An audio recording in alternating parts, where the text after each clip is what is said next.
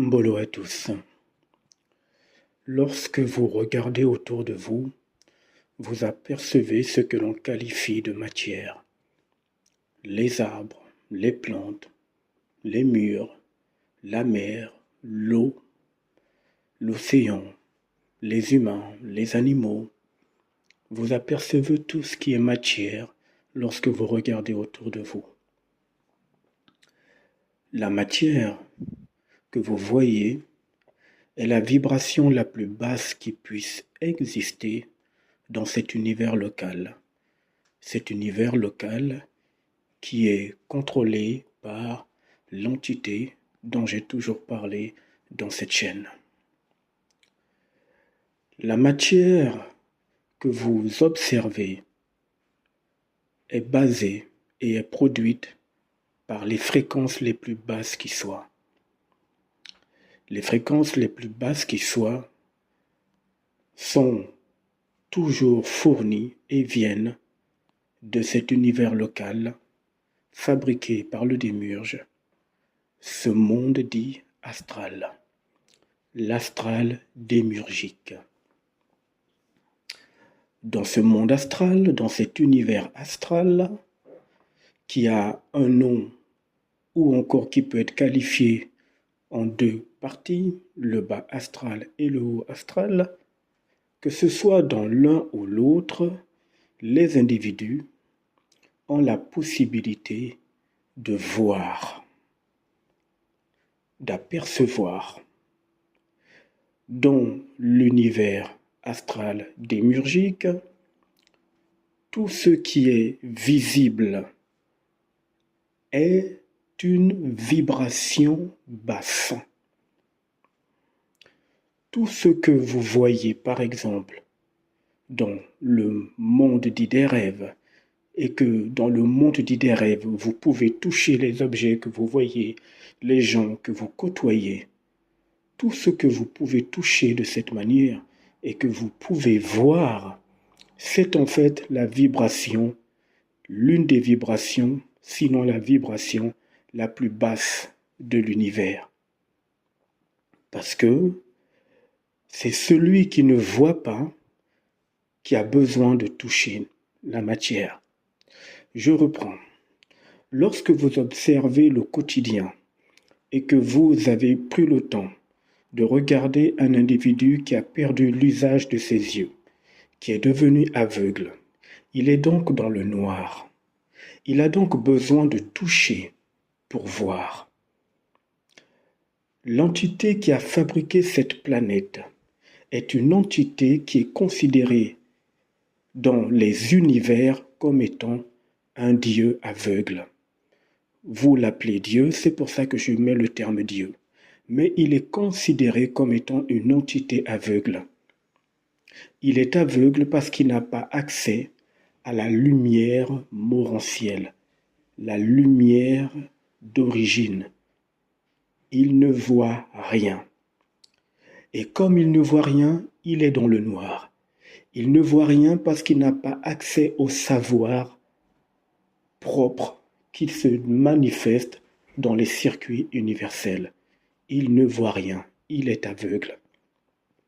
Il était donc compréhensible que l'univers local qu'il a fabriqué soit un univers totalement aveugle, dans le noir, où il n'y a pas de savoir, mais où il n'y a que de la connaissance, où pour pouvoir s'orienter, il faut toucher la matière.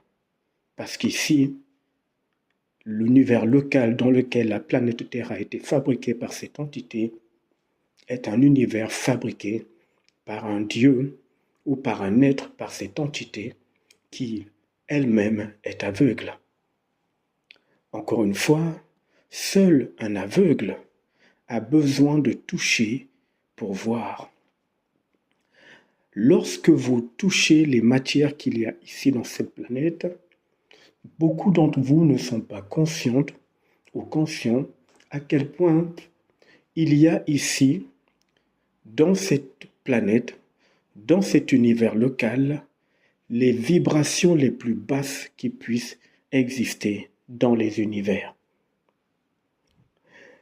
Vous comprenez donc pourquoi est-ce que lorsque vous dormez et que vous faites des rêves, vous pouvez aussi toucher les objets, les gens et interagir avec ceux qui vous est présentés, dont vous êtes convaincu que les rêves viennent de vous. Bien évidemment, un initié est conscient que les rêves n'émanent pas de l'être humain. Tout simplement parce que un initié est conscient que l'esprit de l'humain ne rêve pas. C'est une lumière de savoir infini. Point. Donc, il y a des êtres qui introduisent les rêves lorsque l'homme avec un grand H est endormi. Et dans ces rêves, on vous donne la sensation que vous pouvez toucher les objets. Si vous les touchez, c'est parce que vous êtes dans une vibration basse. C'est parce que cet univers local, cette planète Terre, le monde astral, le monde des rêves, sont gérés, sont mis en place par une entité qui elle-même est aveugle et donc tout ce qui est à l'intérieur est une vibration basse. C'est aussi simple que ça. Lorsqu'un individu commence à prendre conscience du réel qu'il y a dans les univers, parce qu'il est connecté au circuit universel, lorsqu'un individu reçoit les informations qui émanent de son esprit lumineux, il sait que le savoir est une vibration tellement intense que la matière ne tient pas devant un tel savoir. Ça veut donc dire ici que l'initié gravite dans des circuits qui ne sont pas du tout des circuits de la matière. Son savoir n'est pas relié à la matière. Il n'a pas besoin de toucher, il n'a pas besoin de voir, il se laisse tout simplement conduire par la puissance de son propre esprit, par son savoir. Parce qu'encore une fois, l'esprit est un savoir infini. Je voulais faire cette parenthèse très utile avant de rentrer dans le sujet approfondi que je dois voir avec vous et surtout partager avec vous. Où se trouve l'enfer et où se trouve le paradis? Qui a vu l'enfer et qui a vu le paradis? Plusieurs d'entre vous vont dire, moi je connais quelqu'un qui a vécu une expérience de mort imminente et qui a vécu l'expérience du paradis. D'autres pourront me dire, moi je connais quelqu'un, ou peut-être vous-même, avez vécu une expérience de mort imminente et j'ai vécu l'enfer. Alors comprenez que tout ce qui est visuel dans cet univers local est une vibration basse. Un initié n'a rien à voir avec une vibration basse. Je reprends. Où se trouve l'enfer et où se trouve le paradis? Lorsqu'on pose la question à des individus au sujet de l'enfer ou du paradis, certains d'entre eux vont s'imager le paradis comme un endroit de beauté, avec des fleurs, des jardins, des gens heureux. En fait, vous allez réaliser que vous imaginez le paradis en fonction de ce que vos yeux ont eu l'habitude de voir autour de vous. Lorsqu'un jour ça vous est arrivé d'aller dans un parc merveilleux avec des couleurs, des fleurs, des oiseaux, des gens qui étaient agréables, une sorte de bien-être, cette image est restée dans votre conscient, dans votre être intérieur. Et lorsqu'on vous pose la question sur le paradis, c'est cette image que vous représentez pour exprimer l'idée du paradis. Tout ce qui est image visuelle, encore une fois, c'est une vibration basse. Cela vient de cette entité qui, elle-même, est aveugle et a besoin de palper, de toucher pour pouvoir voir. Alors l'enfer, c'est également le principe similaire. Lorsqu'on vous demandera qu'est-ce que c'est que l'enfer, vous direz que l'enfer, c'est le lieu de toutes les souffrances, de tous les tourments. Et là encore, vous allez vous inspirer de ce que vos yeux ont vu lorsque des flammes ont ravagé un environnement et que les gens se sont mis à crier dans la détresse, dans la douleur, dans la souffrance, lorsque vous avez vu des gens qui ont tout perdu, des gens qui ont pleuré, la lamentation, les peaux qui se sont déchirées à cause des flammes, qui se sont fondues, vous allez vous imaginer donc l'enfer de cette manière. Ces entités le savent très bien, puisque ces entités ne fonctionnent que par l'image. Les circuits universels ne fonctionnent pas par l'image. Les circuits universels fonctionnent par création instantanée et infinie. Par contre, les entités qui gèrent cette planète et qui travaillent pour l'entité principale, eh bien, elles travaillent par l'image. Une image est une impression, c'est-à-dire qu'une image s'imprime. Une impression, c'est une photocopie. On vous a montré une certaine idée d'un paradis que vous avez calqué en observant autour de vous, et vous avez imprimé ça dans votre âme, dans votre mémoire, et c'est cette image que l'on vous présente lorsque vous allez dans le plan astral à travers une certaine sortie hors du corps ou lorsque vous expérimentez une expérience de mort imminente. Ce sont toujours les entités qui mettent ce type de programme dans votre être pour que vous soyez convaincu que tout cela est fondé. Alors dans ce cas, où se trouve le paradis et l'enfer? Étrangement, on nous a souvent décrit les lieux dans lesquels ceux qui sont considérés comme étant des hommes saints sont nés, et là où ils sont même partis, ou pour certains, là où ils ont fini leur jour, et pour d'autres, là où ils reviennent, ou encore là où ils sont sortis.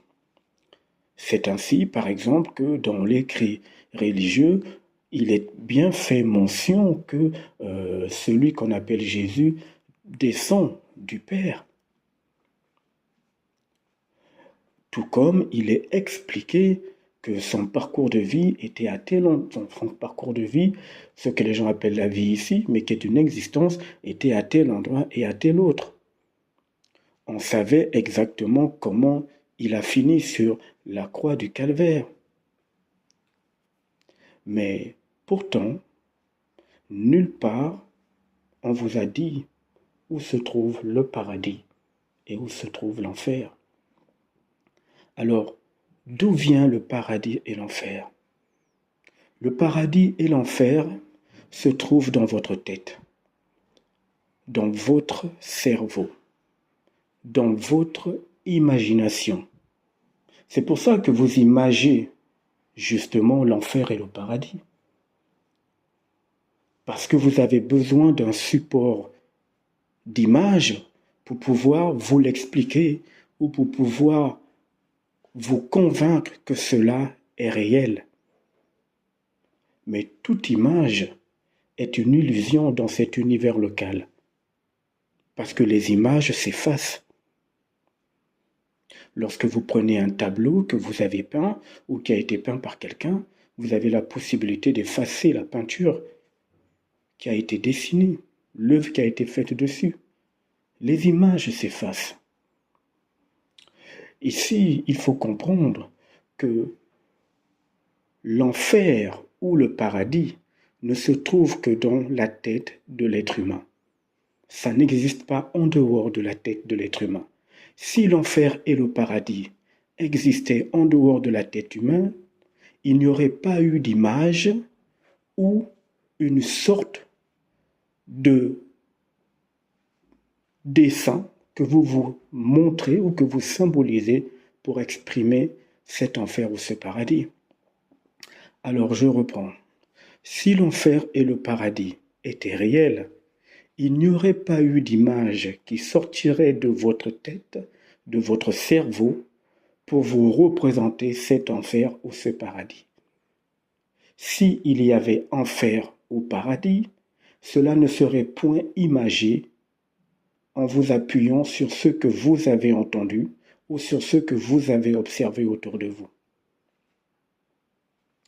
Si le paradis était un fait bien fondé, bien réel, il n'y aurait eu aucune représentation imagée dans le conscient humain, dans sa tête, et il n'y aurait donc eu aucune apparition après la décorporation de cette scène dans laquelle l'humanité plonge à bras ouverts dans ce piège où à chaque fois on vous montre, après la décorporation, une image d'un endroit qui serait agréable, avec des êtres dits lumineux, avec un endroit où il y aurait une sorte d'harmonie, des couleurs merveilleuses.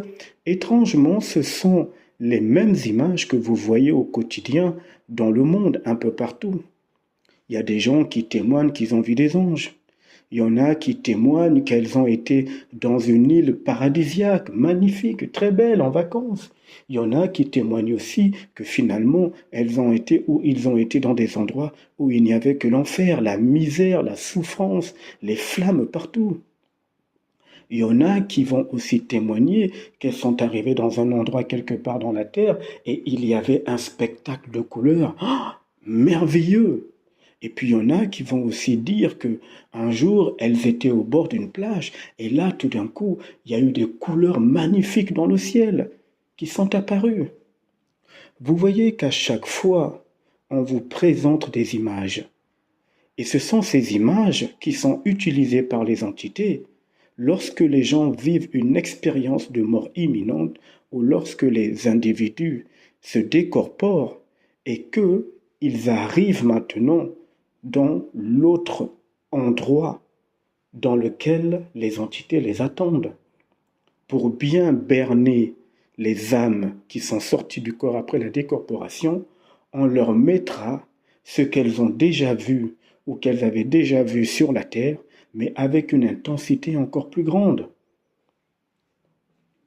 Il y aura donc l'image d'un endroit merveilleux, avec des grands-parents, des ancêtres qui sont tous en parfaite santé, avec des êtres angéliques qui viendront chercher l'âme pour lui dire « rentre dans le repos éternel ». Mais tout cela vous avait été présenté lorsque vous étiez encore dans votre corps de chair, lorsque vous étiez encore, comme on dit, entre griffes vivant. Et puis d'autres âmes, après la décorporation, vont se retrouver toujours accueillies par ces entités qui prennent des formes bien particulières. Et là, vu qu'elles avaient été effrayées par les images de flammes, c'est pour ça que d'ailleurs certains d'entre vous disent souvent « Je vis un enfer, mais quel enfer? Je suis au paradis, je me sens tellement bien, c'est le paradis, c'est mon rêve. » C'est ce qu'on vous présente à la décorporation. Donc celui qui voyait les flammes un peu partout, la misère, la galère, la douleur, on va lui présenter un environnement qui correspond à ce qu'il voyait. Une autre image lui sera montrée. Voilà comment ça se passe. Mais tout cela se situe dans la tête de l'être humain, pendant qu'il est encore dans son corps charnel, pendant qu'il existe encore sur la terre. Ces entités lui présentent des images en permanence. Elles choisissent les images qu'elles vont devoir utiliser pour le voyage final. Et puis souvent, lorsque quelqu'un décède, on va dire qu'il rentre dans le repos éternel, paix à son âme. Sauf que, à l'échelle de l'univers, la dualité ainsi que la polarité n'existent pas. La polarité et la dualité, les initiés qui sont connectés à leur esprit et au circuit universel le savent, cette polarité et cette dualité ne viennent que du démiurge, ne sont manifestés que dans cet univers local, contrôlé par cette entité. C'est pour ça qu'on vous parle d'un enfer ou d'un paradis. Vous avez donc ici une dualité. C'est pour ça qu'on vous parle d'un bien ou d'un mal. Vous avez encore une dualité. Quand on dit donc à quelqu'un qui vient de décéder qu'il rentre dans le repos éternel, eh bien, dans le repos, vous avez le contraire du repos. C'est encore une autre dualité. Même dans ce plan intermédiaire que les âmes découvrent après la mort physique, on se rend compte qu'il y a encore la dualité, qu'il y a même la polarité. En fait, vous réalisez que vous n'êtes pas sorti du piège astral construit par cette entité. Parce que un initié est conscient que la polarité et la dualité n'existent pas dans les univers et ailleurs. Ça n'existe que dans le plan mis en place par le démiurge. Il y a des gens qui vont parfois dire, lorsque quelqu'un décède, il est allé rejoindre ses ancêtres, ou encore il est allé rejoindre sa chérie, il est allé rejoindre son animal qui est décédé, il est allé rejoindre sa famille. Mais vous allez voir encore ici que nous sommes toujours dans la dualité, parce que s'il n'y avait pas la dualité, pourquoi est-ce qu'une partie de la famille du décédé est restée entre griffes vivante sur la terre et l'autre est de l'autre côté? Vous avez donc un côté les vivants, d'après ce que on a enseigné à l'humanité, et de l'autre côté les morts. C'est encore la dualité. À l'échelle universelle, c'est totalement aberrant. Il n'y a aucune dualité. Mais vous voyez qu'ici, l'imagerie populaire, dans l'idée que l'on se fait du paradis ou de l'enfer, dans l'idée que l'on se fait de l'après-existence terrestre, donc après la décorporation, où on dit que d'autres vont dans le repos éternel et où on dit que d'autres vont dans la souffrance éternelle. Là encore, il y a la dualité, parce que la souffrance a son contraire, qui est l'absence de souffrance. Le repos a son contraire, qui est le manque de repos. Donc la dualité, qui est un plan mis en place par cette entité, qui ne concerne que ce monde astral, cet univers astral local, vous voyez que ça vous suit partout, ça suit l'humanité partout. Et pour que ça fonctionne, il fallait que l'humain soit plongé dans une imagerie très tôt, depuis son enfance. Il fallait qu'il entende des histoires qui devaient déclencher dans son être, dans son cerveau, dans sa conscience, des images qui seraient pour lui l'exemple d'un enfer, d'un paradis, d'un repos éternel, d'une souffrance qui s'appelle un karma, ou encore d'une éventuelle image d'un Dieu qui punit les méchants et qui récompense les gentils. Nous sommes en plein dans une dualité hypnotique, magnétique et manipulatoire. L'initié est au-dessus de tout cela, parce qu'il est conscient que son esprit est une lumière de savoir infini, et personne n'a jamais récompensé une lumière ou enfermé une lumière. Elle est libre, dans le sens universel du terme, et ne rendez compte à personne. À plus tard.